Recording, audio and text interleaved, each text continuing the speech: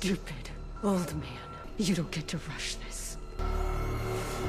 Oh, man. Did not yell for on that one. Ouch.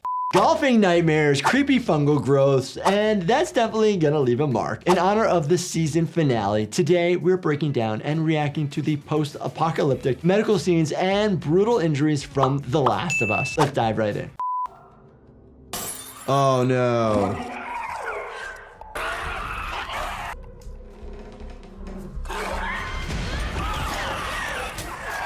Whoa. Multiple stab wounds to the right side of the neck to hit the jugular vein and the carotid artery. You really want to get the artery because you'll bleed out faster. The jugular vein anatomically sits more superficial just underneath the sternocleidomastoid.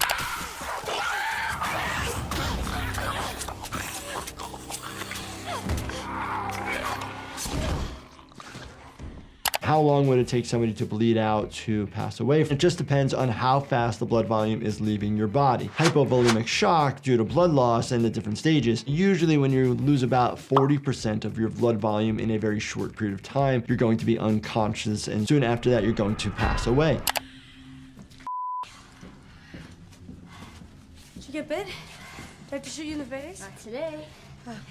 The amount of volume that's lost should not cause you to pass out or die that quickly. Humans have about 10 pints, 12 pints of blood. That's not that many pints of blood on the ground. Maybe they got knocked unconscious for some reason. Whoa, look at all that growth. Oh, we still have eyes. Interesting. Missing the soft tissue of the nose. Here in the nose, it's cartilage and soft tissue. There's no bone there, and you can see it's already eaten away. Oh, oh, shnikes.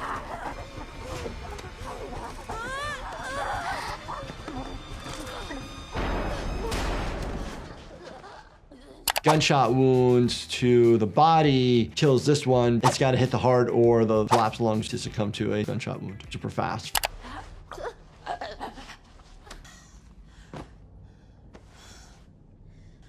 Oh, got bitten. That looks like a classic bite wound that we would see that comes to the emergency department. People, unfortunately, bite other humans, and the human mouth is disgusting. It's got more bacteria in it than other animal bites, so really hard to clean out a puncture wound. We do our best. Anytime there's a human bite, we give antibiotics. Oh, man. Oh, my gosh.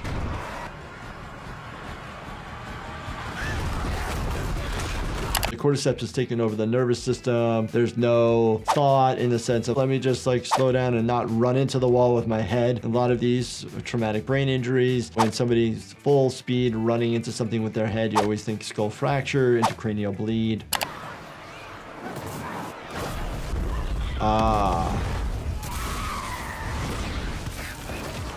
Burns are common things that come to any emergency department. Second degree burn is the more common one. We'll treat those in the emergency department with pain medication. There's not much to do, especially if the tissue is still viable. For the best healing, you want to stay away from alcohol, smoking, make sure you get a lot of rest, stay hydrated.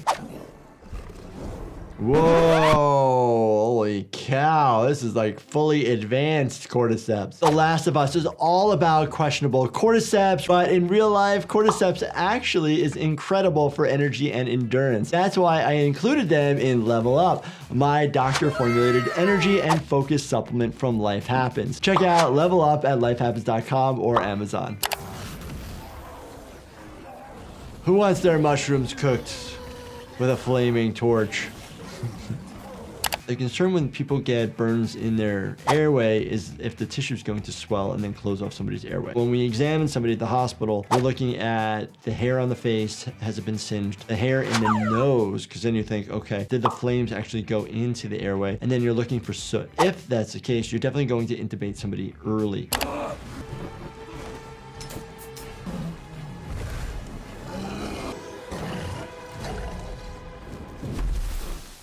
But now get away from that, because all I'm thinking is like the spores. And then you're going to become one of these. She will become one herself. He's got a laceration of his left eyebrow. They bleed pretty easily, so just direct pressure to that area and you can get the bleeding to stop. Suture, pretty easy. Tommy, you can hear me. Joe. Oh, geez. We're not gonna hurt her. We're just gonna put her to sleep for a while. Trust me, it's for the best. Oh, sure it is.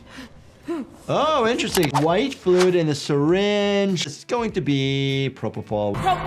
A sedative to knock somebody out. This is going to put you to sleep for 1 hour, that is all. I like how they say 1 hour. Usually, it's pretty variable, actually. And with propofol, you have to be careful because it causes hypotension, so decreased blood pressure. Sometimes we'll mix propofol with ketamine. That's called ketofol. And that way, it counteracts the low blood pressure aspects of propofol.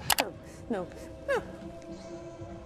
Injecting right into the dorsum of the hand, into the vessel, and not going into the subcutaneous tissue. Hopefully they clean the area off. This way you're not inoculating or putting bacteria from this outside world into the body. That would not be good.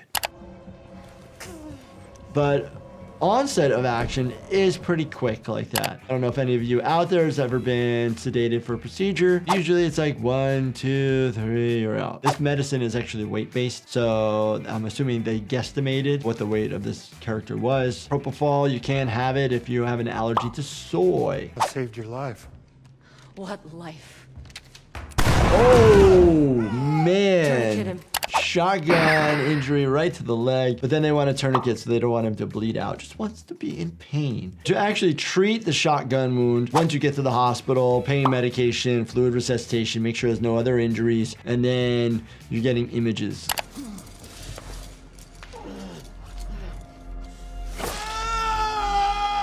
This is not the normal tourniquets that we would use, but you can use anything. Then you need to somehow really tighten it. You need to be able to twist it. Usually when you put a tourniquet on, it hurts like a son of a gun. Stupid old man. You don't get to rush this. Oh, man. Did not yell for on that one. Ouch. You already have an open, fresh, meaty wound to the leg. Getting struck soft tissue on bone. It's going to be extremely painful. Everybody loves to punch each other in the face. It hurts your own hand. You're punching bone. The amount of fractures that I see of individuals' hands. And then you're going to have a significant amount of soft tissue swelling. No. Oh. Please don't. Please don't. What? Stabbing into the airway, you're stabbing into the esophagus, you're stabbing into the blood vessels. Again, if you're stabbing into the neck and hitting the blood vessels, you're gonna have some trauma and injury to the area and we'll have bleeding. But again, remember it's tamponaded because it's still in there. The minute you take it out, it's going to get worse. Wouldn't kill you right away. Oh my gosh! That type of immediate death. Sudden death. You're thinking spike right through the brainstem, basically, high up in the cervical spine area. If you guys enjoyed this and enjoyed my reaction, want to see more, let me know. And definitely check out this playlist right here. Binge watch everything. And keep the channel growing, please. Subscribe, turn on your bell notifications, and hit that like button. Thank you so much for watching, and stay healthy, my friends.